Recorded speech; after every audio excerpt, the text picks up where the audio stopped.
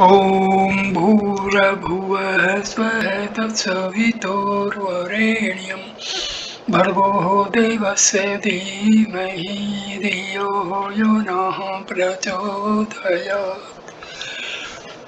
ओम शांति शांति शांति। नमस्कार my dear friends, नमस्ते। कैसे हैं आप लोग? ये तीसरा वीडियो है आचार्य श्री राम शर्मा जी की पुस्तिका ईश्वर और उसकी अनुभूति।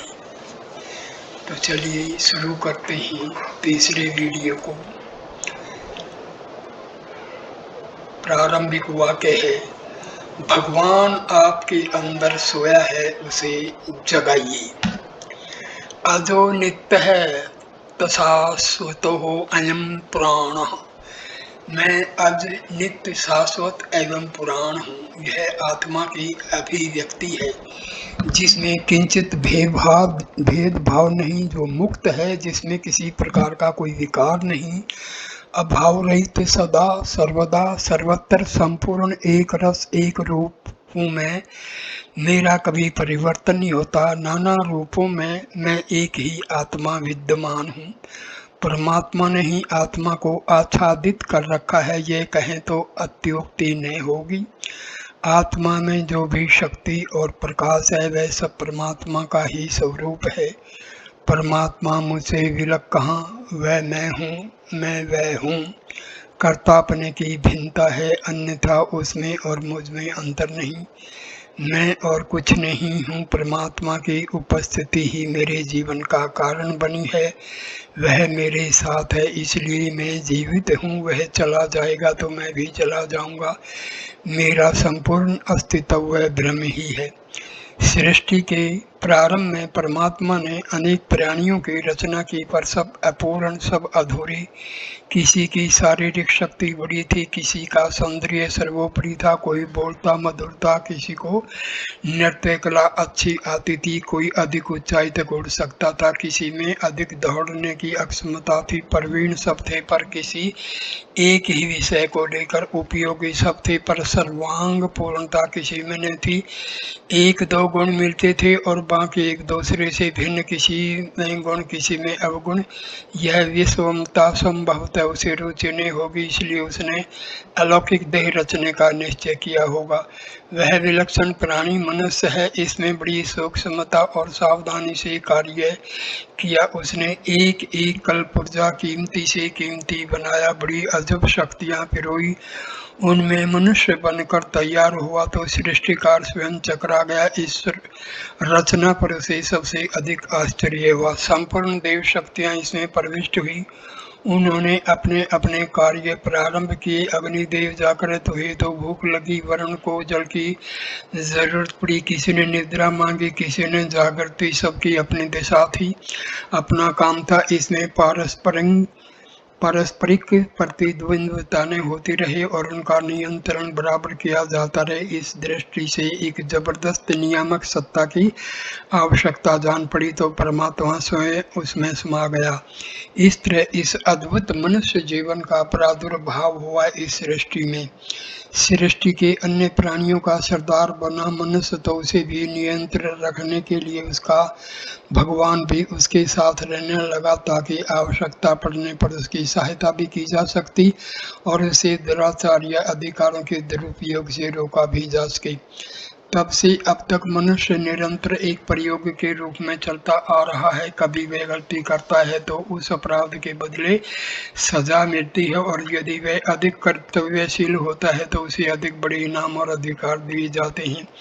गलती का परिणाम दुख और भलाई का परिणाम सुख, सुख और दुख का यह अंतर्द्वंद्व आदि काल से चलता आ रहा है। यदि मनुष्य के संपूर्ण ऐतिहासिक जीवन पर दृष्टि डालें तो ऐसा प्रतीत होता है कि जितना समय बीतता जाता है उसकी भलाई की शक्ति मरती जाती है और उसके अंतर का असुर भाग बलवान होता जा रहा है। इसके फलस्वरूप उसके दुखों में भी बढ़ोतरी होती जा रही है।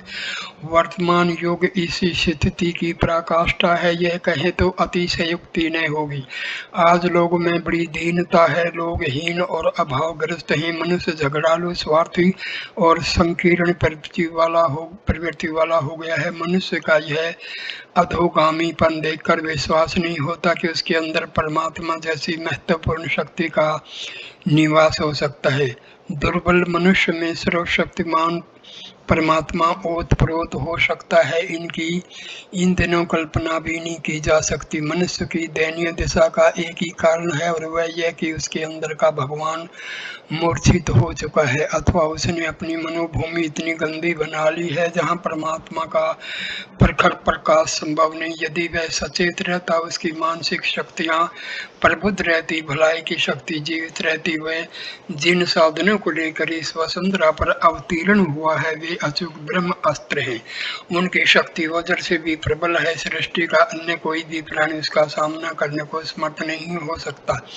वह युवराज बनकर आया था। विजय, सफलताएं, उत्तम सुख, शक्ति, शौर्य, साहस और उसे उत्तराधिकार में मिले थे। इनसे वह चिरकाल तक सुखी रह सकता था। भ्रम, चिंता, शंका, संदेह आदि का कोई स्थान उसके जीवन में नहीं, पर अभागे मनुष्य ने अपनी दुर्व्यवस्था अपने आप उत्पन्न की।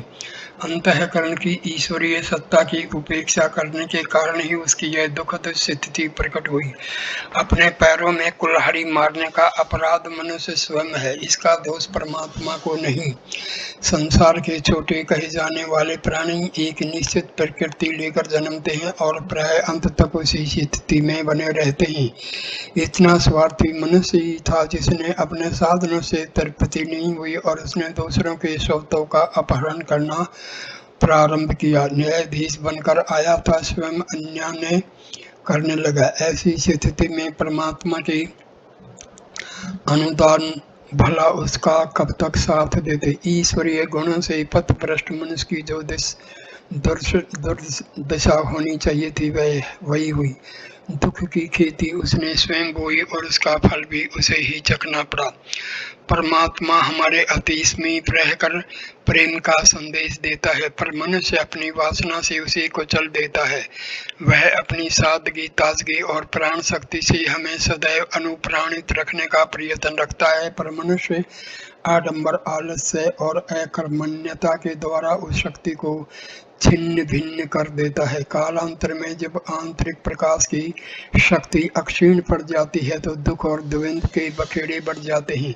तब मनुष्य को औरों की भलाई करना तो दूर, अपना ही जीवन भार रूप लगने लगता है। परमात्मा की अंतःकरण से वियुक्ति ही कष्ट और क्लेश का कारण, बंधन का कारण है। मनुष्य बड़ी बुद्धि, विवेक और विचार वाला प्राणी है, पर खेद है कि वह अपनी इन शक्तियों का उपयोग लौकिक कामनाओं और इंद्रिय भोगों के ही सीमित रखता है। इस अज्ञान अंधकार में ग्रसित मनुष्य को बड़ी शक्तियों का आभास भी नहीं होता, इसीलिए वह कोल्लू के बैल की तरह एक सीमित दायरे का ही चक्कर काटता रहता है। उसे इतना भी पता नहीं होता कि हमारे शीश पर बड़ी शक्तियों का हाथ है और उनसे जीवन को सफल बनाने का आशीर्वाद प्राप्त किया जा सकता है। मनुष्य समाज का एक वर्ग ऐसा है जिसे अपनी गुप्त शक्तियों का आभास भी नहीं होता या वे उन्हें जानना ही नहीं चाहते। यह एक बड़ी आश्चर्य की बात है। अपनी दुर्बलताओं का भार लादे हुए जानवरों की तरह जीना ही उन्हें पसंद होता है।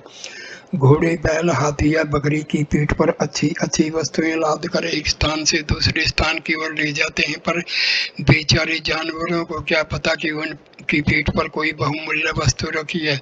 उनके लिए विचारवान या विवेक का उतना ही महत्व है जैसी पीठ पर कीमती सामान रखने वाले घोड़े या हाथी की दिशा होती है। मनुष्य को असीम शारीरिक, मानसिक और बौद्धिक, नैतिक एवं आत्मिक संपदाओं से सुसज्जित कर इस भूतल पर भेजा गया है, पर अपने प्रयोग का ढंग विपरीत हो जाने, उद्देश्य से बदल जाने के कारण उन शक्तियों से लाभ तो कुछ मिलता ही नहीं। अशांति, भय, घबराहट, चिड़चिड़ापन, अस्थिरता, राग, द्वेष, घृणा, स्वार्थ और ईश्वर का वातावरण और तैयार कर लेता है। आत्म विकास के लिए अपनी अक्षमताओं को को ईश्वरीय रूप में देखना था और उनका प्रयोग दिव्य तेज और स्फूर्ति की प्राप्ति के लिए किया जाना चाहिए था। ऐसा करने वाले मनुष्य का अपना जीवन सार्थक होता है और दूसरों को भी आत्म कल्याण की प्रेरणा मिलती है।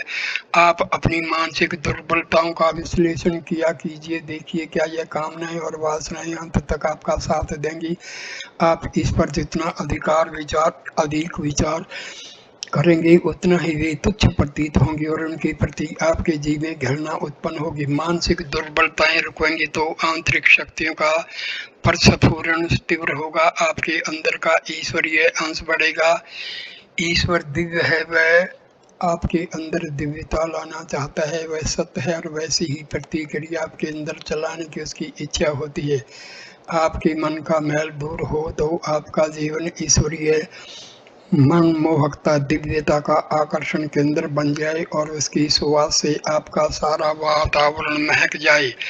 अपने भीतर समाविष्ट अमिट सत्य को पहचानिए, यह सत्य आपको संकीर्णता से मुक्त कर देगा। संसार की बदलती हुई गतिविधियों से शरीर के नाना प्रकार के रूपों से तब तक दुखी और विक्षुब्ध नहीं होंगे। आपका जीवन हास्य युक्त चहकता और दमकता हुआ रहेगा। मूल बात आत्म चेतना को पहचानना है, जिससे आप मन को तमोगुण से बचा सकते हैं और मनुष्य जीवन को आनंद में बना सकते हैं। वह परमात्मा तेजस्वी, प्रकाशवान और संपूर्ण मानसिक पीड़ाओं को नष्ट करने वाला है। उसे विकसित करने में ही आपका कल्याण है। भगवान कृष्ण ने कहा है, यद्यपि भूति सत्वम श्रीमधुर्जितमेव वा तद्देवावगच्छं तवं मम तेजो ससंभवम। गीता 10वां अध्याय 41वां श्लोक। हे अर्जुन, इस जगत में जो कुछ भव्य, तेजस्वी तथा ऐश्वर्यवान प्रतीत होता है वे मेरे ही तेज का अंश है। जो अपने अंदर मुझ दैवी चेतना का अनुभव करते हैं, मैं उनके बंधन काट देता हूँ। परमेश्वर के साथ अनन्य एकता का मार्ग मनुष्य उस परम चेतना परमेश्वर का अंश है। जिस प्रकार जल के प्रपात में पानी के अनेक छींटे उत्पन्न और विलय होते हैं, उसी प्रकार विभिन्न प्राणी परमात्मा में से उत्पन्न होकर उसी में लय होते हैं। यह उत्पत्ति एवं लय की लीला इसीलिए रची गई है कि इस विश्व में जो प्रेम का अमृत भरा हुआ है उसका जीव रसास्वादन करे और उस आनंद से परितृप्त होकर अपने को धन्य माने। किंतु इस संसार में ऐसे बुद्धिमान कितने हैं जो इस ईश्वरीय उद्देश्य को चरितार्थ कर पाते हैं। अधिकांश लोग दुर्भाग्य, कष्ट, अभाव, क्लेश एवं उद्वेग की जिंदगी जीते हैं। इस मानव जीवन के अनुपम अवसर का सदुपयोग कर लौकिक एवं पारलौकिक भविष्य को उज्ज्वल बनाने की बात बिरला ही कोई सोचते देखा जाता है। जो सोचते हैं वे भी यथार्थ रूप में वैसा कर सकने में असमर्थ ही दिख पड़ते हैं। सब और अशांति, अक्षोभ तथा असंतोष ही फैला दिखता है। यह सुर दुर्लभ मानव जीवन मनुष्य को भार स्वरूप बना हुआ है।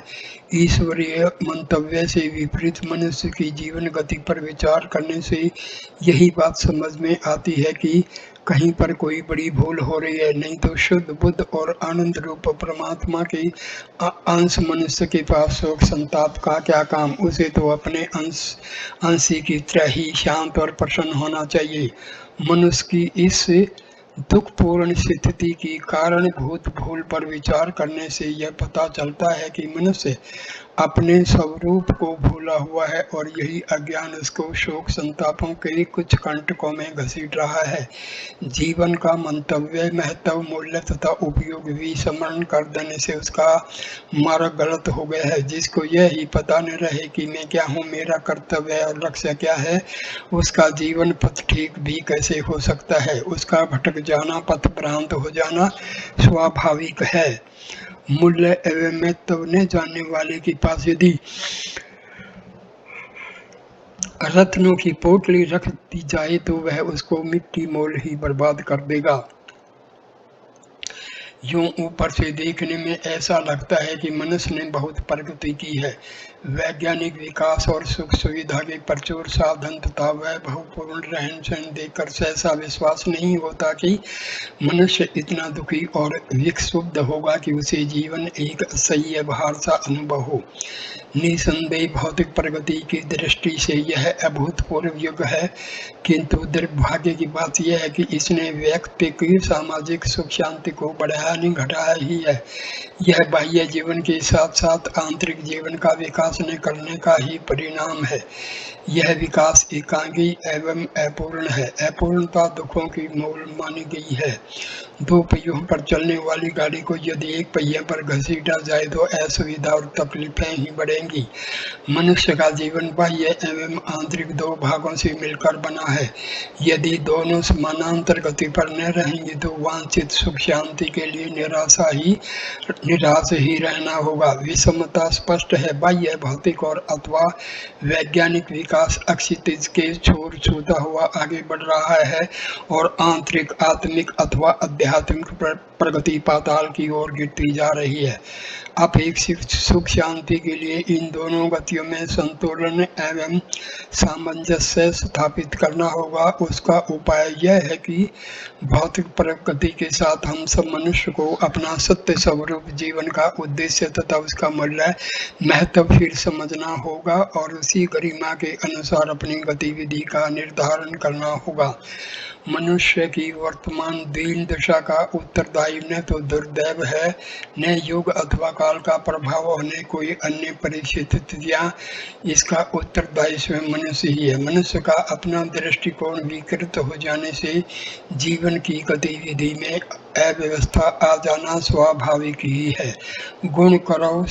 गुण कर्म स्वभाव में पतन पूर्ण स्थिति का समावेश हो जाए और परिस्थितियां अनुकूल बनी रहें, यह संभव नहीं। पात्रता के अनुरूप ही प्राप्ति होती है। सृष्टि का शाश्वत नियम है। पात्र को पुरस्कार और कुपात्र को दंड मिलता ही है। इस संसार में सुख शांति संतोष प्रेम तथा पवित्रता की सारी देवी विभूतियां सर्वत्र बिखरी पड़ी हैं, किंतु उनका अधिकारी वह मनुष्य ही हो सकता है जो अपने को उनके योग्य बना सकता है। यूं मनुष्य का मूल रूप में तो पात्र ही है, अपात्र अथवा कुपात्र नहीं। अपने स्वरूप का विस्मरण कर देने से ही उसमें अपात्रता का आरोप हो गया है। जिस दिन वह अपने इस सत्य स्वरूप की प्रतीति कर लेगा कि वह सच्चिदानंद परमात्मा का अंश है, उसी दिन उसके हृदय के बंद कपाट खुल जाएंगे, विस्मृति का अंधकार दूर हो जाएगा, उसके जीवन में दिव्य प्रकाश की किरणें विकीर्ण होने लगेंगी, उसके गुण कर्म स्वभाव पात्रता की दिशा में विकसित होने लगेंगे। जितनी जितनी आत्म स्वरूप की अनुभूति बढ़ती जाएगी, परमात्मा तत्व के साथ एक की भावना बढ़ती जाएगी। मनुष्य की यह प्रतीति अनंत चैतन्य सत्ता का एक अंश है जो प्राणी मात्र में पाई जाती है। उसकी अन्य प्राणियों से आत्मीयता स्थापित कर देगी। उसका विरोध द्वेष तथा स्वार्थ की सारी भावनाएं नष्ट हो जाएंगी, जिनका परिणाम अनंत प्रेम के रूप में हृदय में भर जाएगा। हृदय की परिपूर्णता सारे सुखों की मूल है। परमात्मा के प्रति एकता का ज्ञान हो जाने से जीवन में एक दिव्यता आ जाती है और शरीरा अभिमान छूट जाता है। शरीरा अभिमान मिथ्या है। मनुष्य शरीर नहीं आत्मा है जो अनंत आनंद के आगार परमात्मा का शुद्ध अंश है। आत्म स्वरूप के अज्ञान तथा अपने को शरीर मात्र मानने से सब प्रकार के पापों दोषों तथा अनुचित व्यवहारों की स्थिति बनती है। स्वार्थ उत्पन्न होता है। यह सारी भावनाएं मानवीय स्वरूप की प्रतिकूल है, अस्वाभाविक एवं अप्राकृतिक है। अन्य प्राणियों के प्रति अनात्म अथवा विरोधी भावना रखना ईश्वरीय नियम का उल्लंघन करना है। साधारण सांसारिक तथा सामाजिक नियमों का अतिक्रमण करने से जब समाज की व्यवस्था अस्त व्यस्त हो जाती है, संकट तथा आपत्तियों के बादल घिरने लगते हैं, तब ईश्वरीय नियम का विरोध कितने बड़े संकट उपस्थित कर देगा, इसका अनुमान लगाना कठिन है। क्रोध द्वेष निंदा गुस्सा आदि की बुराई प्रस्तुत करते रहने से चारों ओर बुराई का ही प्रसार होगा, जिसका हानिकारक प्रभाव क्या व्यक्ति और क्या समाज, क्या मन और शरीर सभी पर पड़ेगा। एक ओर से क्रोध होने पर दूसरी ओर से भी क्रोध ही होगा, एक ओर से तलवार उठने पर दूसरी ओर उसी प्रकार की अनुरूप प्रकृतियां नहीं हो, यह संभव नहीं। जो दूसरों के लिए गड्ढा खोदेगा उसके लिए में कुआं तैयार रहेगा। यह क्रिया प्रतिक्रियाओं का सहज नियम है जो बदला नहीं जा सकता। द्वेष दुर्भाग्य की यह अपरूपता मनुष्य के वास्तविक स्वरूप के अनुरूप नहीं है। उसका स्वरूप तो शुद्ध बुद्ध तथा निरामय है। वह तो अनंत सत्ता का साझीदार है, संसार में उसका प्रतिनिधि है, उसका कृपा पात्र है और सृष्टि में भरे प्रेम रस का आस्वादन करने के लिए भेजा गया है। आनंद तथा शांति का अधिकारी बनाया गया है। उसके लिए यही शोभनीय है कि वह अपने सत्य स्वरूप का स्मरण करे और उसी के अनुरूप स्थिति प्राप्त करे। इस प्रकार शोक संतापों अथवा द्वेष दुर्भावों के कलमश में पड़ा रहना उसके लिए लज्जा की बात है। स्वार्थ ही सारे पाप संतापों की जड़ है। स्वार्थी को अपने अतिरिक्त कोई दूसरा दिखता ही नहीं। उसका लोभ, उसकी तृष्णा इतनी विकराल होती है कि संसार का सारा सुख वैभव पाकर भी संतुष्ट नहीं होती। दूसरों की उन्नति और उपलब्धियां उससे देखी नहीं जाती। उसकी यही इच्छा और यही प्रयास रहता है कि संसार में जो कुछ है वह सब उसे ही मिल जाए, किसी दूसरे को उसका एक अंश भी नहीं मिले। वह संसार के सारे प्राणियों के प्रति निर्दय तथा अनुदार हो जाता है। उसे सब और अपने लोभ के अतिरिक्त और कुछ दिखलाई ही नहीं देता। मनुष्य अपने सत्य स्वरूप की प्रतीति करे और निश्चय करे कि परमात्म तत्व के साथ उसकी एकता है। वही परमात्म तत्व जिस प्रकार हमारे भीतर से होकर बह रहा है उसी प्रकार प्रत्येक प्राणी के अंतर में प्रवाहित है। उस अनंत चैतन्य से ओतप्रोत सारे चेतन सजातीय हैं। उनके मूल रूप में कोई भेद नहीं है। ऐसा निश्चित हो जाने पर उसका अन्य भेद मिट जाएगा। सबके प्रति बंधुत्व अनुभव होने लगेगा और तब वह दूसरों के लिए अपने स्वार्थ का त्याग करने में सुख मानेगा और उनकी सेवा करना अपना कर्तव्य है। दूसरों का सुख दुख उसका अपना बन जाएगा। ऐसी दिशा में वह किसी को कष्ट देकर स्वयं क्यों दुखी होना चाहेगा। स्वार्थ का नाम दूर होते ही उसके जीवन से सोनापन, नीरसता, संकीर्णता आदि कष्टप्रद अनुभव दूर हो जाएंगे और वह अपनी आत्मा में सरसता, व्यापकता तथा एक अनिर्वचनीय आनंद की अनुभूति पाने लगेगा। उसको संसार के समस्त प्राणियों से अक्षय प्रेम का संबंध स्थापित करना उचित तथा आवश्यक लगेगा। ज्यों त्यों मनुष्य इस सत्य का साक्षात करता जाएगा जो परमात्मा सत्ता विश्व का मूल है। हम सब उसके ही अंश कलाएं हैं और प्रत्येक प्राणी के साथ सबकी एकता है। किसी में किसी प्रकार का भेद नहीं है। ज्यों त्यों उसका हृदय विश्व प्रेम से परिपूर्ण होता जाएगा और उसके स्वार्थ की संकीर्ण सीमाएं खंड खंड होती जाएंगे। मनुष्य के भीतर रहने वाला सब प्रकार का द्वेष और किसी के प्रति दूषित विचार दूर हो जाएंगे। उसका अंतःकरण दर्पण की तरह निर्मल होकर प्रसन्न हो उठेगा। जो भी उसके सामने आएगा उसमें वह अपनी आत्मा का ही दर्शन करेगा। उसे चारों ओर अपन तब दिखाई देगा। ऐसी शुभ स्थिति में फिर कष्ट, कलेशों अथवा शोक संतापों का कोई अवसर ही नहीं रह जाता। संसार के शोक संतापों से मुक्ति पाने के लिए मनुष्य को अपने स्वार्थ तथा संकीर्ण सीमाओं को तोड़कर अपने विशाल तथा विराट स्वरूप की ओर अग्रसर होना ही चाहिए। हृदय में छिपे अनंत प्रेम के भंडार को खोल देना चाहिए और अपने आत्म भाव का प्रसार करना चाहिए। यह आत्म भाव जितना जितना विस्तृत हो जाएगा हम उतना उतना ईश्वर के निकट पहुंचते जाएंगे और जितना जितना ईश्वर के समीप बढ़ते जाएंगे आत्म साक्षात्कार की अनुभूति होती जाएगी। प्रेम ही सारे सुखों का सार है। वही ईश्वर का सच्चा स्वरूप और आत्मा की भौतिक अनुभूति है। जैसे जैसे हम अपने सत्य स्वरूप की प्रतीति करते जाएंगे वैसे वैसे वह परमात्म स्वरूप प्रेम हमारे मन, बुद्धि, आत्मा तथा कर्मों में अधिक प्रकट होता जाएगा। हमारे अंतःकरण को ओतप्रोत कर जब वह अमृत संसार में चारों ओर बिखरने लगेगा, सब और सुख शांति की परिस्थितियां निर्मित होने लगेंगी और यह संसार जो आज कुछ कंटकों से भरा मालूम होता है सुरभित वाटिका के समान सुखदायक हो जाएगा और हमारा यह जीवन जो आज बाहर स्वरूप अनुभव होता है आनंद आनंदों का केंद्र बन जाएगा। मनुष्य आनंद स्वरूप है, कष्ट कलेशों से इसका कोई संबंध नहीं है। दुखों का मुख्य कारण आत्म विस्मरण ही है। अपने सत्य स्वरूप का बार बार स्मरण करिए और इस सत्य का निरंतर मनन करते रहिए। अनंत चैतन्य निरामय तत्व स्वरूप परमात्मा तथा मेरे जीवन में एकता है। वह परमात्मा ये हमारे जीवन का जीवन है। मैं उसी की तरह चैतन्य स्वरूप है। मेरी प्रकृति दिव्य है, उसमें किसी विकार के लिए स्थान नहीं है। जो रोग शोक तथा कष्ट क्लेश अनुभव होते हैं वह सब देह अभिमान के कारण ही है।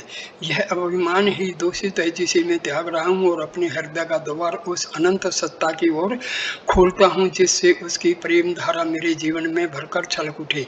सारे प्राणी सारे जीव मेरे अपने बंधु हैं। मेरा प्रेम उन सबको प्राप्त हो जाए और सभी उसी प्रकार सुखी निस्वार्थी तथा निरामय बन जाए जिस प्रकार मैं बन रहा हूँ। इससे आपको आत्म साक्षात्कार होगा, आपको अपना सत्य स्वरूप स्मरण होगा और तभी जीवन में अक्षण अक्षण पर उस आनंद का अनुभव करने लगेंगे जो वांछनीय है और जीवन का परम लक्ष्य है। परमात्मा सत्ता से संबंध होने का माध्यम। जो मनुष्य अपने वास्तविक स्वरूप को समझ लेता है उसका संबंध परमात्म तत्व से स्पष्ट और प्रकट हो जाता है, जिसकी अभिव्यक्ति उच्च शक्तियों के रूप में होकर संसार को प्रभावित करने लगती है। और जो लोग उस व्यक्ति को अवतार पैगंबर ऋषि योगी आदि मान कर पूजने और मनन करने लगते हैं वह एक दिव्य पुरुष बन जाता है।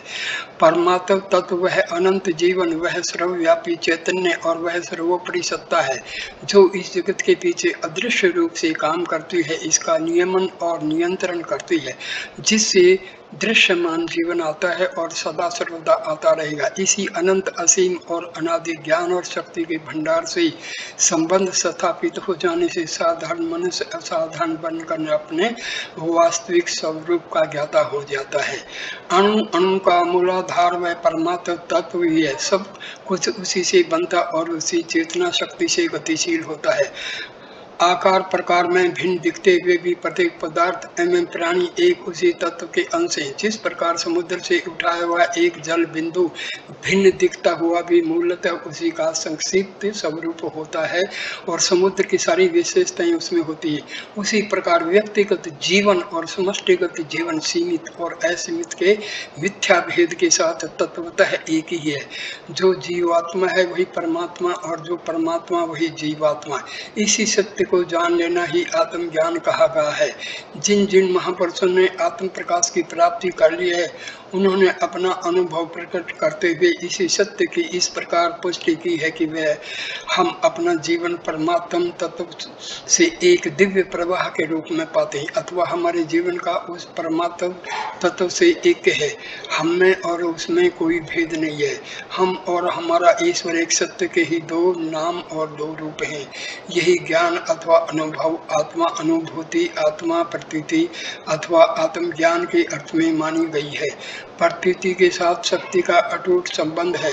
जिसे अपने प्रति सर्वशक्तिमान की प्रतीति होती है वह सर्वशक्तिमान, और जिसको अपने प्रति निर्बलता की प्रतीति होती है वह निर्बल बन जाता है और उसी के अनुसार उसका जीवन व्यक्त अथवा प्रकट होता है। अपने प्रति इस प्रतीति की स्थापना करने का प्रयास ही आत्मज्ञान की ओर अग्रसर होना है, जिसका उपाय आत्म चिंतन के सिवाय क्या हो सकता है। जब यह चिंतन अभ्यास पाते पाते अविचल, असंदिग्ध, अतर्क और अविकल्प हो जाता है तभी मनुष्य में आत्मज्ञान का दिव्य प्रकाश आपसे आप विकीर्ण हो जाता है। दिव्य शक्तियां स्वयं आकर उसका वर्णन करने लगती हैं और वह साधारण से असाधारण, सामान्य से दिव्य और व्यष्टि से समष्टि रूप होकर संसार के लिए आश्चर्य योगी अवतार अथवा सिद्ध रूप हो जाता है। आत्मज्ञान ही मनुष्य का सर्वोच्च लक्ष्य है। जिसने इस लक्ष्य की ओर ध्यान नहीं दिया, भौतिक विभूतियों के लोभ में इसकी उपेक्षा कर दी, उसने मानव जीवन का सारा मूल्य गंवा दिया। जो अवसर परमात्मा से संबंध स्थापित करने और उससे बहने वाले दिव्य प्रकाश को ग्रहण करने की योग्यता उपार्जित करने के लिए मिला था, उसे अज्ञान के अंधकार में अटकते भटकते रहकर खो दिया यह भूल मनुष्य जैसे विवेकशील प्राणी के लिए अनुचित और अवांछनीय है। इस अविवेक को त्याग कर हर भटके हुए व्यक्ति को शीघ्र से शीघ्र सत्य मार्ग पर आ ही जाना चाहिए। जीवन का प्रत्येक क्षण अमूल्य और अलभ्य है, एक बार बीत जाने पर दोबारा नहीं मिलता। इसलिए भूल सुधारने में जितनी शीघ्रता की जाएगी उतना ही हितकर होगा। मनुष्य की महत्ता इस एक जीवन में ही अपना सर्वोच्च लक्ष्य प्राप्त कर लेने की है। नहीं तो इतना तो कर ही लेना बुद्धिमानी है कि जो जीवन शेष है अभी अपने अधिकार में है उसको सत्य पथ पर नियोजित कर जितना जो कुछ बढ़ा जा सके बढ़ा चला जाए। इस अपेक्षित अभियान का तारतम्य आगामी जीवन में बना रहेगा और तब वह उसी निर्धारित सत्य मार्ग पर प्रारंभ से ही चल पड़ेगा। प्राय लोगों में यह भ्रांत धारणा काम करती है कि शरीर छूट जाने के बाद उसके साथ जुड़ी हुई हर बात यहीं छूट जाती है, किंतु सत्य इससे सर्वथा भिन्न है।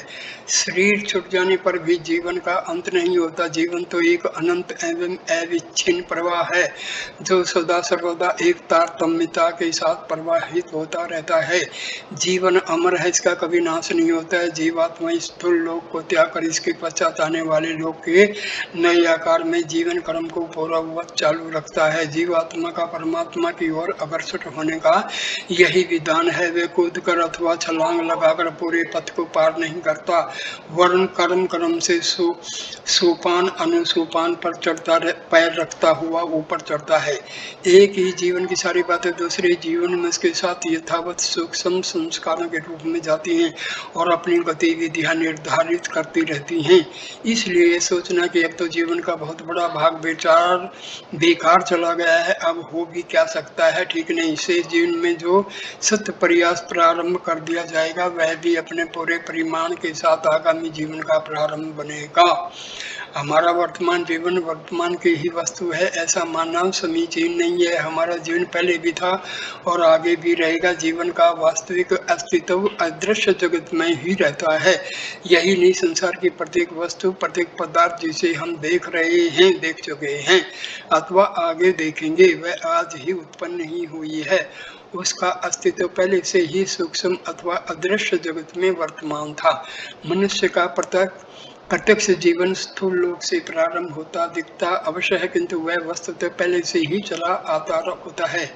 यह स्थूल शरीर जिसके छूट जाने को हम जीवन का अंत मान लेते हैं, वास्तविक शरीर जिसे सूक्ष्म शरीर कहते हैं का ऊपरी आवरण अथवा कलेवर मात्र है। यह जो कुछ क्रियाकलाप करता दिखता है वह उस सूक्ष्म शरीर की ही क्रिया होती है जो इसके आधार पर प्रकट हुआ करती है। अपने इसी कलेवर के भीतर वह वास्तविक और शाश्वत सूक्ष्म शरीर वृद्धि करता हुआ पूर्णता को प्राप्त होता रहता है। जिस प्रकार छिलके के भीतर अनाज का दाना धीरे धीरे विकसित होकर पकता रहता है और जब वह पूरी तरह पक जाता है तो बाहर निकल जाता है, जिससे ऊपर का छिलका बेकाम हो जाता है, उसी प्रकार सूक्ष्म शरीर के पूर्ण विकसित हो जाने पर अथवा परमात्म तत्व को आत्मसात कर लेने पर स्थूल शरीर बेकार और व्यर्थ हो गिर जाता है। अंतर केवल इतना ही है कि अन्न का दाना अपने एक ही आवरण में पूरी तरह पक जाता है और सूक्ष्म शरीर अथवा जीवात्मा को पूर्ण विकास पाने के लिए अनेक बार स्थूल शरीर का कलेवर धारण करना पड़ता है। और जिस दिन वह आत्म प्रतीति की स्थिति में पहुंच जाता है उसके बाद उसे फिर शरीर धारण करने की आवश्यकता नहीं रहती। वह अपने अनादि एवं अनंत जीवन प्रवाह में स्रोत की तरह मिलकर तद्रूप हो जाता है। यदि वास्तविक दृष्टि से विचार किया जाए तो पता चलेगा कि हमारा जीवन स्थूल शरीर नहीं सूक्ष्म शरीर ही है। हम जो कुछ करते हैं उसी रूप में करते हैं और जो कुछ आगे करेंगे उसी रूप में। हमारा यह बाह्य कार्य कितना ही बदलता रहे किंतु उसमें रहने वाला जीवात्मा कभी नहीं बदलता। हमारा जीवन अपरिवर्तनशील है, अमर है, यही रहस्य संसार का सबसे बड़ा सत्य है। हमारा यह वास्तविक जीवन अथवा सूक्ष्म स्वरूप क्या है? इस प्रश्न का उत्तर होगा विचार। विचार अपने में मूर्तिमान होते हुए भी सूक्ष्म सत्ता होने के कारण कभी स्पष्ट दिखाई नहीं देते। उनकी मूर्ति सत्ता कार्यों के रूप में ही प्रकट होकर सामने आती है। हमारे आसपास की दुनिया में दिखलाई देने वाली हर वस्तु का सर्वप्रथम तो स्रोत विचार ही होता है। कोई भी वस्तु अथवा पदार्थ सर्वप्रथम विचार रूप में जन्म लेकर ही स्थूल रूप में प्रकट होता है। हम स्वयं अपना जीवन विचारों में ही धारण करते हैं, उन्हीं में पलते बढ़ते और व्यक्त होते हैं। हम जीवन रूप में विचार स्वरूप ही हैं। हम आज जो कुछ दिखलाई दे रहे हैं अथवा आगे दिखलाई देंगे वह हमारे विचारों के सिवाय और कुछ नहीं होगा। अपने जीवन को सत्य पथ पर नियोजित करने का अर्थ विचारों को उस दिशा में उन्मुख करने के सिवाय और कुछ भी नहीं है। विचार ही मनुष्य का वास्तविक स्वरूप है। उसे केवल कोरी कल्पना अथवा हवाई उड़ान मानकर महत्व न देने वाले अपने सत्य स्वरूप की ओर से आंख बंद कर लेते हैं। शाश्वत शक्ति से संबंधित होने से विचारों को संसार की वास्तविक प्रबल सूक्ष्म और महान शक्ति माना गया है। विचारों के कारण ही मनुष्य उत्कृष्ट अथवा निकृष्ट बनता है। समानता वाले दो पदार्थ एक दूसरे को अनायास ही अपनी ओर आकर्षित करते हैं। सृष्टि का यह नियम स्थायी और शाश्वत है। हम अपने जीवन के अनुकूल विचारों और शक्तियों को अदृश्य जगत से आकर्षित करते और स्वयं भी उनकी ओर खींचते रहते हैं। हमारे विचार जितने सत्य और सत्य होंगे, हम सत्य और सत्य तत्वों को अपनी ओर उतना ही आकर्षित करेंगे और स्वयं भी उनकी ओर आकर्षित होंगे। इसके विपरीत असत्य एवं असद विचारों के कारण हम अवांछनीय तत्वों को आकर्षित करते और उनकी ओर बढ़ते जाते हैं। आत्म विकास अथवा आत्म निर्माण का दूसरा नाम विचार निर्माण ही है। हम जितने ही कुशल विचार शिल्पी होंगे, हमारी आत्मा का निर्माण उतना ही सुंदर और स्थायी होगा। अपनी आत्मा का साक्षात्कार भी हम विचारों के द्वारा ही कर सकते हैं। विचारों के आदर्श में ही आत्मा का रूप प्रतिबिंबित होता है और विचार चक्षुओं से ही उसके दर्शन किए जा सकते हैं। विचार जितने उज्ज्वल और पवित्र होंगे, आत्मा का प्रतिबिंब उतना ही स्वच्छ और स्पष्ट दृष्टिगोचर होगा। आत्म चिंतन जिसे आत्मज्ञान का उपाय माना गया है, अपने प्रति विचार करना ही तो है। विचार शक्ति के द्वारा ही हम अपने प्रति किसी स्थायी प्रतीति का सर्जन कर सकते हैं। विचार ही वह माध्यम है जो आत्मा और परमात्मा के बीच संबंध सूत्र की भूमिका पूरी करते हैं। अपने विचारों को विचार द्वारा देखिए और पता लगाइए कि आप किस स्थिति में हैं। आपका जीवन यान ठीक उस पथ पर अग्रसर हो रहा है या नहीं, जो परमात्म तत्व की प्राप्ति के सर्वोच्च लक्ष्य की ओर जाता है। यदि ऐसा है तो निरंतर चलते जाइए और यदि कोई त्रुटि है तो रुकिए और अपने जीवन यान का दृष्टिकोण बदलकर ठीक दिशा में नियोजित कर लीजिए। मनुष्य का सर्वोच्च लक्ष्य परमात्म तत्व से स्थायी संबंध स्थापित करना है और मनुष्य उस परम प्रवाह की एक अविच्छिन्न तरंग है। यह प्रतीति प्राप्त कर लेना ही आत्मज्ञान माना गया है। इसका एकमात्र उपाय आत्मचिंतन है, जिसे विचार क्रिया भी कह सकते हैं। इस प्रकार यदि हम इस विचार का अभ्यास करते लगातार आगे बढ़ते रहे कि हम स्थूल नहीं सूक्ष्म जीवन हैं जो अजर और अमर है, जिसका सीधा संबंध उस परमात्मा तत्व से ही रहता है, किंतु अज्ञान का अंधकार उस सत्य का अनुभव नहीं होने देता। इसलिए अब हम उस अंधकार से निकलकर प्रकाश में आ गए हैं। हमारी यह प्रतीति निरंतर बढ़ती जाती है कि हम बिंदु रूप में सिंधु और आत्मा के रूप में परमात्मा ही हैं। तो कोई कारण नहीं कि हम शीघ्र ही अपने सर्वोच्च लक्ष्य को प्राप्त न कर लें। ऐसा विचार आत्मा से ग्रहण करते ही वह सर्वव्यापक परमात्मा तत्व है अपने अनंत जीवन और हमारी आकर्षित होता हुआ हमारे जीवन में, और हमारा जीवन बढ़ता हुआ उसमें मिलने लगेगा, और तब हमारे बीच के सारे व्यवधान और अवरोध विरत हो जाएंगे, फिर चाहे वह देह अभिमान हो अथवा मोह अंधकार। उपासना आवश्यक है और अनिवार्य भी। परमात्मा के जितने ही समीप हम पहुँचते हैं उतनी ही श्रेष्ठताएं हमारे अंतःकरण में उपजती तथा बढ़ती हैं। उसी अनुपात से आंतरिक शांति की भी उपलब्धि होती चलती है। हिमालय की ठंडी हवाएं उन लोगों को अधिक शीतलता प्रदान करती हैं जो उस क्षेत्र में रहते हैं। इसी प्रकार आग की भट्टियों के समीप काम करने वालों को गर्मी अधिक अनुभव होती है। जीव ज्यों ज्यों परमात्मा के निकट पहुंचता जाता है त्यों त्यों उसे उन विभूतियों का अपने में अनुभव होने लगता है जो उस परम प्रभु में ओतप्रोत हैं।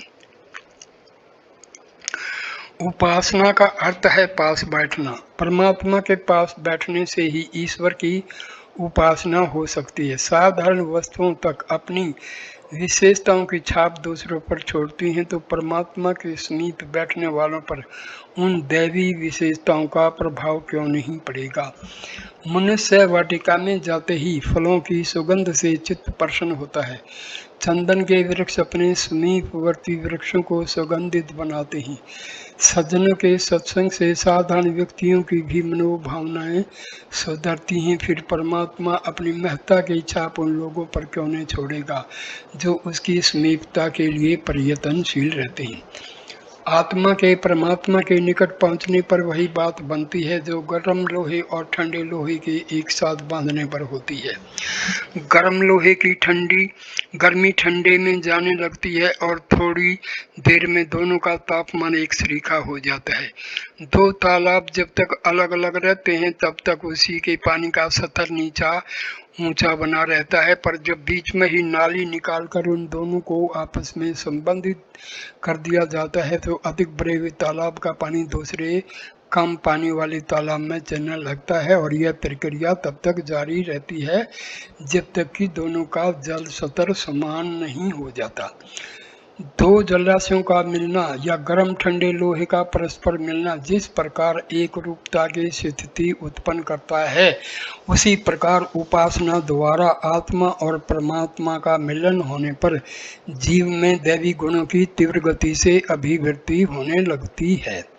किसी व्यक्ति की उपासना सच्ची है या झूठी है उसकी एक ही परीक्षा है कि साधक की अंतरात्मा में संतोष, प्रफुल्लता, आशा, विश्वास और सद्भावना का कितना मात्रा में अवतरण हुआ है।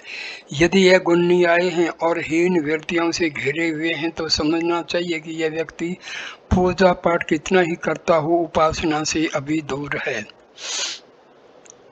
पूजा पाठ अलग बात है, उपासना अलग। उपासना के लिए पूजा पाठ से कर्म कांड की चिन्ह पूजा करते रहने मात्र से उपासना का उद्देश्य प्राप्त नहीं हो सकता। जीव को जीवन धारण करने के लिए शरीर की आवश्यकता होती है, पर शरीर ही जीवन नहीं है। जीव विहीन शरीर देखा तो जा सकता है पर उसका कोई लाभ नहीं। इसी प्रकार उपासना विहीन पूजा भी होती है तो वह उससे कुछ प्रयोजन सिद्ध नहीं होता। आत्मा जब परमात्मा की गोदी में बैठता है तो उसे प्रभु की सहज करुणा और अनुकंपा का लाभ मिलता है। उसे तुरंत ही निर्भयता और निश्चिंतता की प्राप्ति होती है।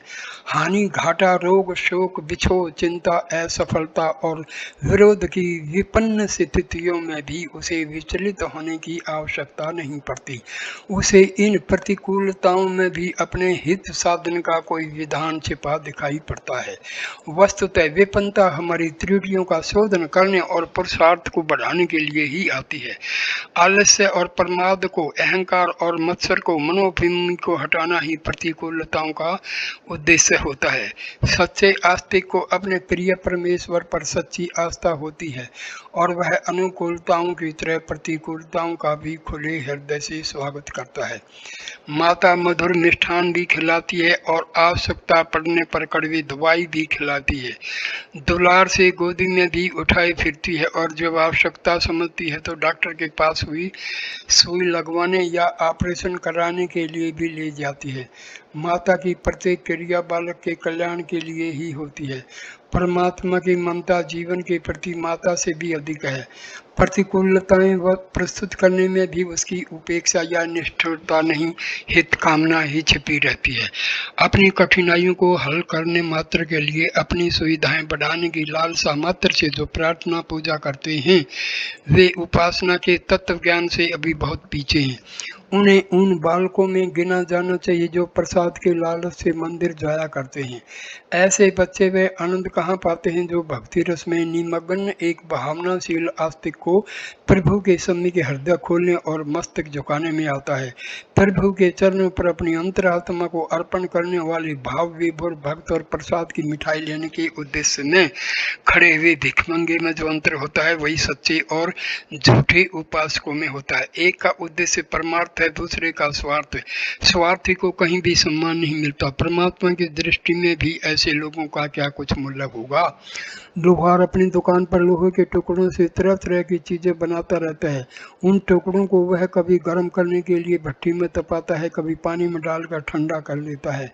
इस विसंगति को देखकर कोई भोला मनुष्य असमंजस में पड़ सकता है कि लोहार ने इस दुमुखी प्रक्रिया को क्यों अपना रखा है, पर वह कारीगर जानता है कि किसी लोहे के टुकड़े को बढ़िया उपकरण की शक्ल में परिणत करने के लिए दोनों ही प्रकार की ठंडी गर्म प्रणालियों का प्रयुक्त होना आवश्यक है। मनुष्य के जीवन में भी सुख दुख का धूप छां का अपना महत्व है। रात दिन की अंधेरी उजेली विसंगतियां ही तो काया कालक्षेप का एक सर्वांग पूर्ण विधान प्रस्तुत करते। यदि मनुष्य सदा सुखी और संपन्न रहे तो निश्चय उसकी आंतरिक प्रगति रुक जाएगी। जो झटके प्रगति के लिए आवश्यक है उन्हें ही हम कष्ट कहते हैं। इन्हें सच्चा भक्त कड़वी औषधि की तरह ही सिरोधार्य करता है। सन्निपात का मरीज जैसे डॉक्टर को गाली देता है, वैसी भूल समझदार आस्तिक ईश्वर के प्रति नहीं कर सकता। विपन्नताओं की स्थिति में धैर्य न छोड़ना आस्तिकता का प्रथम चिन्ह है, जिसे परमात्मा जैसी अनंत सामर्थ्यवान सत्ता के साथ बैठने का सौभाग्य प्राप्त हुए है। वह किसी भी व्यक्ति या परिस्थिति से क्यों डरेगा, क्यों अधीर होगा, क्यों निराशा और कातरता प्रकट करेगा। धैर्य और साहस की अजस्र धारा उसके मन क्षेत्र में से उठती ही रहनी चाहिए। जो आस्तिक है उसकी आशा कभी अक्षीण नहीं हो सकती। वह केवल उज्जवल भविष्य पर ही विश्वास रख सकता है। अंधकार अनात्म तत्व है। आत्म प्राणी व्यक्ति के चारों ओर प्रकाश, केवल प्रकाश रहना चाहिए। उसे झुंझलाने और खिन्न होने की आवश्यकता क्यों पड़ेगी। आस्तिकता माने आत्मविश्वास करने वाले को अपना भविष्य सदा उज्जवल एवं प्रकाशमान ही दिखाई देगा। उपासना का दूसरा प्रतिफल है श्रेष्ठताओं की वृद्धि। क्योंकि परमात्मा समस्त श्रेष्ठताओं का केंद्र है, उसका सानिध्य आत्मा को दिन प्रतिदिन उत्कृष्ट बनाता चलता है। भक्त को अपना भगवान सब में दिखाई पड़ता है, इसलिए वह हर किसी की अच्छाइयाँ देखता है और उनकी चर्चा एवं विचार न करते हुए अपने आनंद और दूसरों के सद्भाव को बढ़ाता है। निंदा और ईर्ष्या असुरता के दो प्रधान अस्त्र हैं। इनका प्रयोग उसी पर किया जा सकता है जिसके प्रति परायपन का, शत्रुता का भाव रहे। जब सब अपने हैं तो अपनों की निंदा कैसी, अपनों से ईर्ष्या कैसे। बुराई को तोड़ने के लिए नहीं, अच्छाई को बढ़ाने के लिए उसके प्रयत्न होते हैं। अच्छाई को बढ़ाना ही वस्तुतः बुराई को तोड़ना है। बुराई तोड़ दी जाए और उसके स्थान पर अच्छाई की स्थापना न हो तो टूटी हुई बुराई फिर उपज आती है। आस्तिकता का दृष्टिकोण अच्छाई को बढ़ाना होता है ताकि बुराई के लिए कोई गुंजाइश ही न रहे। वह सदा अच्छाई की चर्चा करेगा, प्रेम से दुष्टता को प्राप्त करेगा। दुष्टता करके प्रेम के अंकुरों को जला देना असज्जनों का काम है। आस्तिक असज्जन नहीं हो सकता। प्रेम, करुणा, आत्मीयता और सौजन्य की अजस्र धाराएं परमात्मा से प्रवाहित होती रहती हैं। प्राणी मात्र का पोषण, संरक्षण एवं अभिवर्धन इन्हीं विशेषताओं के द्वारा तो वह करता है। ऐसे प्रभु के समीप बैठने वाले में, उपासना करने वाले में यही विशेषताएं अवतरित होती रहती हैं। अपने भाई बहनों के प्रति, प्राणी मात्र के प्रति अनंत करुणा और आत्मीयता की भावनाएं उपासक के अंतःकरण में उद्भूत होती हैं। उनको चरितार्थ करके वह अपने जीवन को यशस्वी बनाता है और मन अक्षेत्र में धारण किए रहकर अनंत शांति का अनुभव करता है।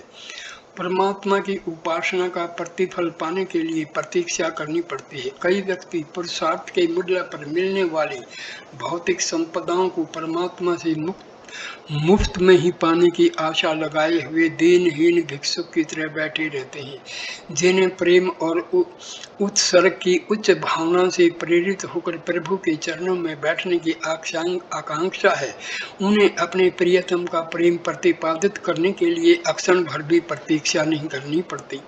उपासना वासना की आग को बुझाती है, तृष्णा की जलन को शांत करती है, चिंता भीति और घृणा को उन व्यथाओं को हटाती है जो मानव जीवन को निरंतर अशांत बनाए रहती है। उपासना और आत्म शांति एक ही वस्तु के दो पहलू हैं। आत्मा अपनी उद्गम सत्ता परमात्मा की ओर उन्मुख होगी तो निश्चय ही उसे प्रकाश मिलेगा। परमात्मा का प्रकाश पड़ने पर आत्मा भी अपने सत्य चित्त आनंद में स्वरूप के साथ प्रकाशवान दिखता है। ऐसे प्रकाशवान जीवन में नर से नारायण की, पुरुष से पुरुषोत्तम की, आत्मा से परमात्मा की प्रत्यक्ष परिणति दृष्टि गोचर होती है। इसलिए उपासना को मानव जीवन की सर्वोपरि बुद्धिमत्ता माना गया है। ईश्वर उपासना क्यों? चील अपने शिकार की खोज के लिए आसमान की ओर उड़ान भरती है। एक निश्चित ऊंचाई पर जाकर वह गोलाई में चक्कर लगाना प्रारंभ करती है। वहां से उसे अधिक दूर दूर तक की चीजें देखने में सुगमता मिलती है। चील उस ऊंचाई से जमीन की प्रत्येक दृश्य वस्तु को बड़ी सूक्ष्मता से परखती है और जब उसे अपने शिकार का पता चल जाता है तो वह तेज झपट्टा मारकर उसे पकड़ ले जाती है।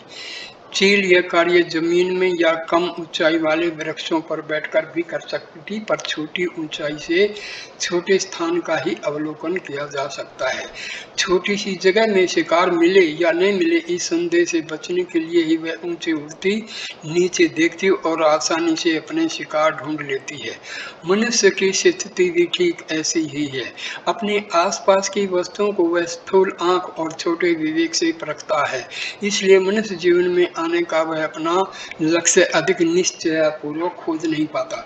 अपने जीवन उद्देश्य से अपरिचित रहे व्यक्ति का तौर तरीका, रहन सहन और विचार व्यवहार भी प्राय अस्त व्यस्त श्रेणी के होते हैं। जिस मनुष्य ने सही लक्ष्य का ज्ञान प्राप्त कर लिया हो उसका जीवन व्यर्थ ही समझना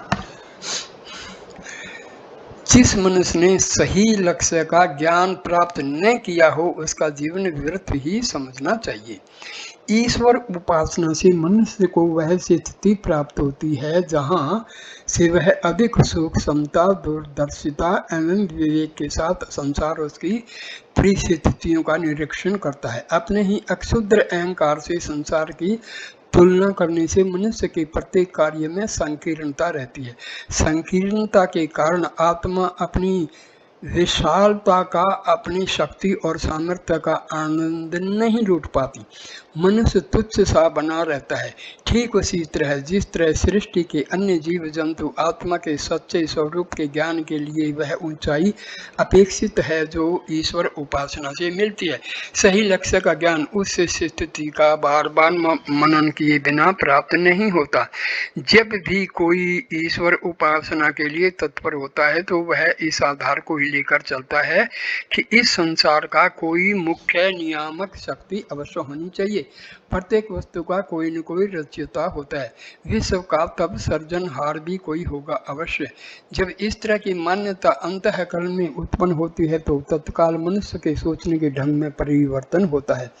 अब तक वह जिन वस्तुओं से अनावश्यक लगाव रख रहा था अब उनके प्रति कौतूहल पैदा होता है। अब तक जो वस्तुओं से सामान्य सी प्रतीत होती थी अब उनमें विशद विज्ञान भरा दिखाई देने लगता है। इस तरह मनुष्य का ज्ञान विकसित होता है और विश्व के सच्चे स्वरूप को जानने के लिए छटपटाहट भी। ये दोनों बातें मनुष्य के सही लक्ष्य के चुनाव के लिए आवश्यक थी। दोनों ही ईश्वर की उपासना से मिलती हैं। उदाहरणार्थ सूर्य, चंद्रमा, पृथ्वी, सागर, नदियां, पहाड़ आदि प्राकृतिक वस्तुएं जिन्हें साधारण मनुष्य यूं ही देखकर छोड़ देते हैं, ईश्वर उपासक उन्हें विराट रूप में देखता है। वह सोचता है कि इतना बड़ा संसार बना कैसे, यह पदार्थ है क्या, यह शरीर कहाँ से आया और इसके भीतर निवास करने वाले अहंकार का स्वरूप क्या है। उपासना का सत्र जितना विकसित होता है, गूढ़ प्रश्न उतने ही अधिक मात्रा में प्रस्फुटित होते हैं। विचार करने की अक्षमता भी उसी अनुपात में बढ़ती है और यह निश्चित है तब मनुष्य अपने जीवन उद्देश्य की समीपता की ओर भी तीव्रता से अग्रसर होने लगता है। साधारण व्यक्ति इस संसार के भौतिक पदार्थों में सुख ढूंढते हैं। ज्ञान का उनकी दृष्टि में कोई महत्व नहीं होता, पर इससे मनुष्य जीवन में विकार पैदा होते हैं, बुराइयां आती हैं और कठिनाइयां बढ़ती हैं। जब तक मनुष्य भौतिक सुखों में भटकता है तब तक वह अपनी परेशानियां ही बढ़ाता है। उसे यह ज्ञान नहीं होता कि सुख और दुख में अंतर क्या है। सुख समझकर भोगे जाने वाले भोग और इंद्रियां ही जब मनुष्य की मृत्यु का कारण बन जाती हैं, तब यह पता चलता है कि आत्म अज्ञानता के कारण ही वह स्थिति आई और उसका निराकरण एक ही तरीके से संभव है। उसी का नाम है ईश्वर उपासना, जहाँ से ज्ञान का प्रादुर्भाव होता है।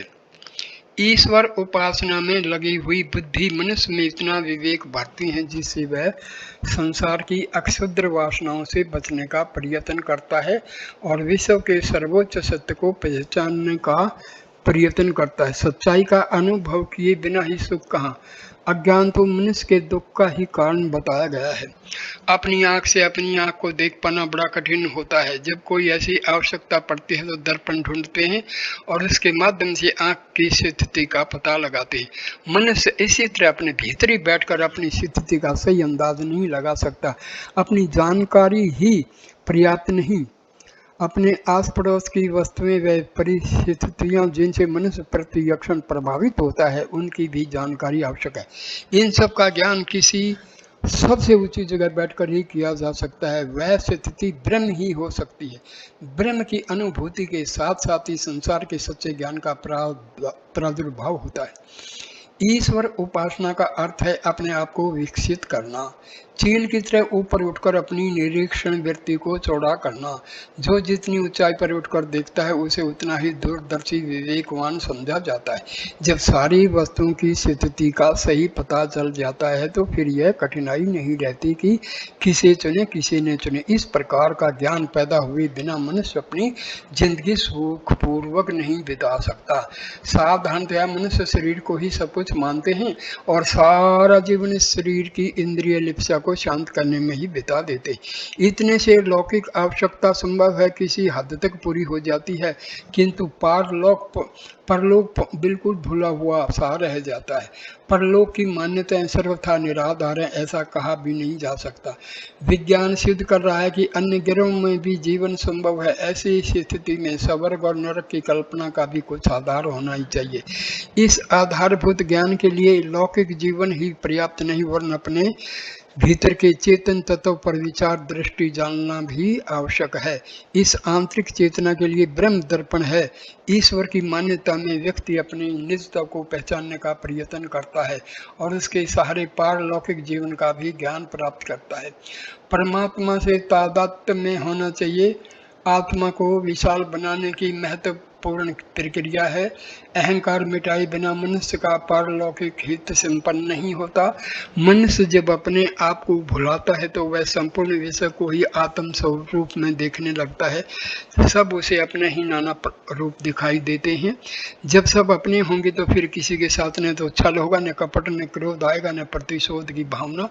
सबके सुख में सुख मिलेगा, सब प्यारे लगेंगे, सब अपने संबंध ही जान पड़ेंगे। इस आंतरिक विशालता में ही जीवात्मा को सच्चा आनंद, सच्चा संतोष और सच्ची तृप्ति मिलती है।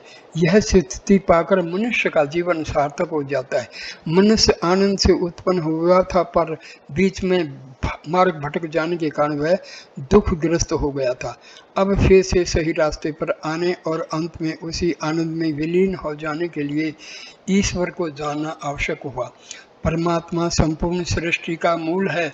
उसे जानने से ही आंतरिक प्यास बुझती है। संतोष मिलता है और सद्गति मिलती है। इससे अन्यत्र आत्म कल्याण का मार्ग नहीं। परमात्मा की शरणागति पाए बिना मनुष्य जीवन जैसा बहुमूल्य अवसर भी बेकार बीत जाता है। उपासना अर्थात परमात्मा की समीपता। संसार के सारे पदार्थ और सारी क्रियाएं साधन हैं, साध्य केवल है आत्म शांति। यदि आत्मा में शांति का अभाव है तो किसी के पास कितनी ही वैभव, कितनी ही विभूति और कितनी ही शक्ति क्यों न हो, समाज में कितना ही आदर सम्मान क्यों न हो, उसे कोई भी ऐसी अनुभूति नहीं हो सकती जिससे सुख की संज्ञा दी जा सके। इसी आत्म शांति के अभाव में अपनी समझ से संसार का सारा सुख भोग लेने पर भी बड़े बड़े सम्राटों और श्रीमंतों को असंतोष से भरा भयानक मृत्यु मरना पड़ता है। तड़प तड़प कर उनके प्राण निकलते हैं और कलप कलप कर वे संसार छोड़ते हैं। जब संसार का सुख भोग लिया, पदार्थों का आनंद ले लिया, तब अंत समय में कल्पना किस लिए। स्पष्ट है कि ऐसे व्यक्ति की आत्मा में असंतोष होता है जो जीवात्मा को रह रहकर संसार की ओर धकेलता रहता है। असंतोष का निवास वही रहता है जहाँ शांति नहीं होती। आत्मा में असंतोष का जबर है तो वहाँ पर शांति की शीतलता नहीं होनी चाहिए। आत्म शांति की उपलब्धि संसार के सुखों और पदार्थों के भोग से संभव नहीं। उसकी प्राप्ति तो तब होगी जब मनुष्य के जीवन आचरण में श्रेष्ठता का समावेश होता है। श्रेष्ठता ही आत्म शांति का एकमात्र आधार है। श्रेष्ठ आत्मा वाले व्यक्ति कितने ही गरीब हों और एकाकी क्यों नहीं, उन्हें असंतोष की यातना सहन नहीं करनी पड़ती। विद्वान, परमार्थी, भक्त तथा परोपकारी व्यक्ति श्रेष्ठ आत्मा वाले ही होते हैं। इस संबल के आधार पर ही तो वे अभावों से भरा अपना जीवन शांति के साथ जीते हैं और संतोष के साथ छोड़ते हैं। उन्हें किसी तरह का मन सताप नहीं होता। ऋषि मुनि, महात्मा, मनीषी, चिंतक तथा दार्शनिक व्यक्ति तो न कभी धन वैभववान रहे और न उन्होंने सांसारिक पदार्थों के भोग में ही अपना जीवन निमग्न किया।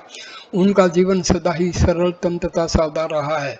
भोजन, वस्त्र और निवास जितना साधारण कोटि का हो सकता है उतना रहा। दिनचर्या और परिश्रम उनका इतना कठिन और कठोर रहा जो किसी के लिए कष्ट के समान ही हो सकता है। आगे भी इसी कोटि के व्यक्ति इसी प्रकार अभाव भरा जीवन ग्रहण करेंगे और आज भी जो जहां है जाकर देखा जा सकता है ऐसा ही जीवन यापन करते दिखलाई देंगे। तब भी उनके समान सुखी तथा संतुष्ट कोई दूसरा कदाचित ही रह पाते हैं। इसका केवल एक ही कारण है और वह है उनकी आत्म श्रेष्ठता। जिसने अपनी आत्मा में श्रेष्ठता का विकास कर लिया, आत्म शांति उसकी अपनी वस्तु हो जाती है। साध्य पर अधिकार हो जाने पर साधनों से चिपटे रहना किसी के लिए श्रेयस्कर हो सकता है। सूर्य का प्रकाश उपलब्ध होने पर दीपक जलाने की आवश्यकता ही नहीं रह जाती। जिसका विकल्प आत्म शांति है, उस श्रेष्ठता का लक्षण है शुभ दर्शन। श्रेष्ठ व्यक्ति को सारे संसार में, सारी दिशाओं में, सारी घटनाओं तथा सारे संयोगों में केवल कल्याण के ही दर्शन होते हैं। वह शुभ के लिए ही शुभ कर्म करता है और उनके परिणाम को किसी भी रूप में शुभ ही देखता और कल्पना करता है। निराशा, निरुत्साह, खेद, दुख, पश्चाताप, अमंगल अथवा असंभाव्य की आकांक्षा उसे विचलित नहीं कर पाती। जो स्थिति उसकी असफलता तथा संपन्नता में रहती है वही सफलता एवं विपन्नता में रहती है। उसका हर्ष, उसका सुख और उसका संतोष भंग नहीं होता। दुनिया पर यदि दृष्टिपात किया जाए तो एक दो नहीं सैकड़ों व्यक्ति हंसते, खेलते, बोलते, मुदित तथा प्रसन्न होते दिखलाई देते हैं। उनको देखकर यह कठिन हो जाएगा कि उनके जीवन में कोई दुख, ताप, अशांति और असंतोष भी हो सकता है। कहने के लिए यह भी कहा जा सकता है कि ये सब श्रेष्ठ आत्मा व्यक्ति होंगे। इन्हें आत्म शांति मिल चुकी होगी, तभी तो यह प्रसन्नता इनके मुख मंडलों पर विराजमान दिखलाई दे रही है। पर बात वास्तव में वैसी नहीं होती। उनकी प्रसन्नता का रूप वही होता है जैसे कोई सोपन अथवा सन्निपात में हंसता या प्रसन्न होता है। उनकी वह प्रसन्नता मौलिक नहीं होती, न स्थायी ही। या तो वे उस समय किसी पदार्थ भोग से छले होते हैं अथवा लाभ अथवा प्राप्ति से विमोहित। उनके हर्ष का हेतु खोजकर हटा दिया जाए तो उनका उल्लास भी नष्ट हो जाएगा। वास्तविक अथवा आध्यात्मिक हर्ष तो वह माना जाएगा जो अहेतुक हो, जिसका आधार आत्मा के अतिरिक्त और कुछ न हो।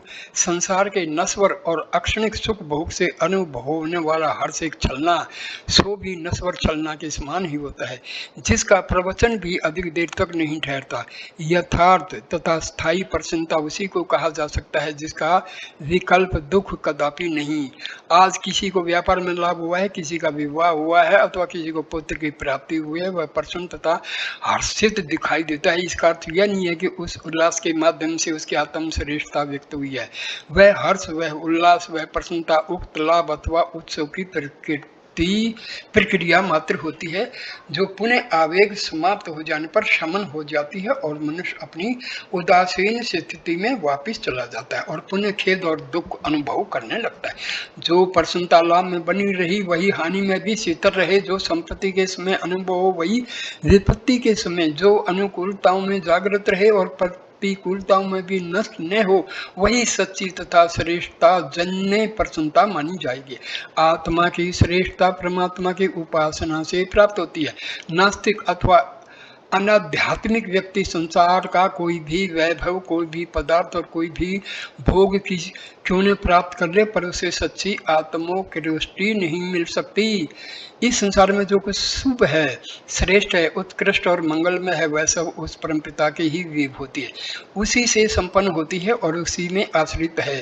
सृष्टि का सौंदर्य, पृथ्वी की संपन्नता, सागर का भंडार, वनस्पतियों का स्वाद, औषधियों की शक्ति, ग्रह नक्षत्रों का प्रकाश, ऋतुओं का आनंद और मनुष्य की अनुभूति शक्ति, सबके पीछे उस परमात्मा की ही विभूति विराजमान है।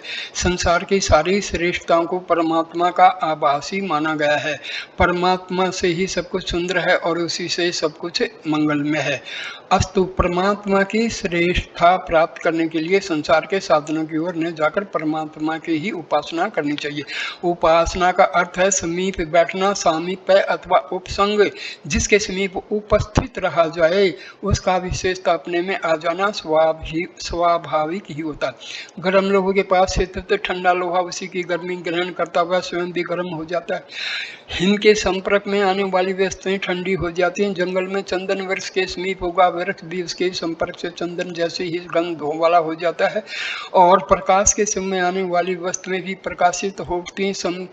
संपर्क, संसर्ग अथवा उपस्थिति को गुण दोषों की ग्राह्यता का बहुत बड़ा कारण माना गया है। उपासना में रहने वाला व्यक्ति परमात्मा के समीप ही रहता है और उसके परिणाम स्वरूप उसकी विशेषताएं ग्रहण करता रहता है। परमात्मा सारी श्रेष्ठताओं तथा उत्कृष्टताओं का विधान है, इसीलिए वे गुण उस उपासक में भी आने और बसने लगते हैं। कोई कारण नहीं कि मनुष्य हिमाच्छेद पर्वतों के समीप रहे और शीतलता अनुभव न करे। फूलों से भरी वाटिका में रहने पर तन मन सुगंधित न होकर ऐसा होना संभव नहीं। जो भी उपासना द्वारा परमात्मा का सामीप्य प्राप्त करेगा, उसके समीप बना रहेगा, उसमें परमात्मा का गुण श्रेष्ठता का स्थानांतरण होना चिर स्वाभाविक है। हजारों लाखों व्यक्ति नित्य ही पूजा पाठ करते दिखलाई देते हैं। वे ऐसा भी समझते हैं कि उपासना कर रहे हैं। बहुत से दूसरे लोग भी उन्हें उपासक मान बैठते हैं, पर उनकी यह उपासना वांछित फल के साथ सफल नहीं होती। न तो उन्हें श्रेष्ठता मिलती है न आत्मशांति। वे पूजा पाठ करने के बाद भी झूठ बोलते हैं, मकारी करते हैं, क्रोध, लोभ और मोह के वशीभूत रहते हैं, जिसके फलस्वरूप मन में न तो शीतलता न आत्मा में संतोष की अनुभूति होती है। ज्यों के तो शोक, संतापों, यातनाओं, त्रासों, शंकाओं, अभावों तथा असंतोष से पीड़ित रहा करते हैं, पूरी तरह से यथावत भावरोगी बने रहते हैं। परमात्मा के वे श्रेष्ठ गुण जिन्हें प्रेम, सौहार्द, करुणा, दया, आत्मीयता, आनंद, संतोष, शांति आदि के नामों से पुकारा जाता है, प्राप्त नहीं होते। सत्सह सिंचन के बाद भी स्थानों के स्थान बने रहते हैं, न उनमें कोई पल्लव प्रस्फुटित होते हैं न फूल खिलते। परमात्मा की उपासना करने से उसकी श्रेष्ठताओं का आत्मांतरित होना एक अटल सत्य है, इसमें अपवाद से हो ही नहीं सकता। जब उपासना करता दिखलाई देने पर भी किसी व्यक्ति में श्रेष्ठ परिवर्तन के दृष्टिगोचर न हो, बुद्धिमान व्यक्ति असंदिग्ध घोषणा कर सकता है कि वह उपासना नहीं बल्कि उसका आडंबर मात्र है, दिखावा है, प्रदर्शन है। सच्ची उपासना का अर्थ है आत्मा को परमात्मा से जोड़ देना। ऐसा करने पर जिस प्रकार प्रणाली द्वारा खाली जलाशय को भरे जलाशय से संबोधित कर देने से उसकी जल राशि उसमें भी आने लगती है और रिक्त जलाशय भी उसकी तरह ही पूर्ण हो जाता है। उसी प्रकार आत्मा द्वारा परमात्मा से संबंध बना लेने से परमात्मा की श्रेष्ठताएं मनुष्य में प्रवाहित हो जाती, किंतु इस माध्यम के बीच कोई व्यवधान रख दिया जाए तो प्रभाव हो जाएगा, खाली जलाशय को जल और मनुष्य की श्रेष्ठता प्राप्त नहीं होगी। आग के पास बैठने पर ठंडा लोहा ऊष्मा प्राप्त करता है, पर यदि आग और उसके बीच लकड़ी का एक पटला रख दिया जाए तो लोहा आग की गर्मी से वंचित रह जाएगा। इसी प्रकार जब उपासना की विधि में आत्मा और परमात्मा के बीच कामनाओं का व्यवधान डाल दिया जाता है तो मनुष्य परमात्मा को ग्रहण करने से वंचित रह जाता है। जिन उपासकों में परमात्मा के लक्षण संकलित होते दिखलाई ने समझ लेने से इसकी आत्मा और परमात्मा के बीच कामनाओं, वांछनाओं तथा वासनाओं का व्यवधान पड़ा हुआ है, और जब तक यह व्यवधान हटाया नहीं जाएगा उपासना का वास्तविक फल प्राप्त होना संभव नहीं। अधिकांश पूजा पाठ तथा चंदन वंदन करने वाले उपासना का आडंबर ही किया करते हैं, या तो उसके आधार पर उन्हें अपना महत्व प्रदर्शन करने का भाव घेरे रहता है, अथवा उनकी उपासना का लक्ष्य किसी कामना की पूर्ति, परमात्म की प्राप्ति नहीं। मनुष्य जीवन का चिर साध्य है आत्म शांति, जिसका आधार है वे श्रेष्ठताएं जो मनुष्य के स्वभाव में स्वाभाविक गुण हैं और जिन्हें उपासना के आधार पर ही पाया जा सकता है। किंतु सच्ची उपासना वह है जो केवल उपासना के लिए निष्काम होकर की जाए। निष्काम रूप से उपासना प्रारंभ कर परमात्मा से आत्मा का संबंध स्थापित करिए और श्रेष्ठता की उपलब्धि कर सुख शांति के अक्षय आनंद से भरे जीवन और अनंत की परख कीजिए। यहाँ पर मैं इस वीडियो को विराम देता हूँ। धन्यवाद, नमस्ते। प्लीज़ इस वीडियो को लाइक कीजिए, कमेंट कीजिए, शेयर कीजिए और चैनल को सब्सक्राइब कीजिए। अगला चौथा वीडियो उपासना का उद्देश्य आत्म शांति, इससे शुरू किया जाएगा। नमस्कार माय डियर फ्रेंड्स, नमस्कार।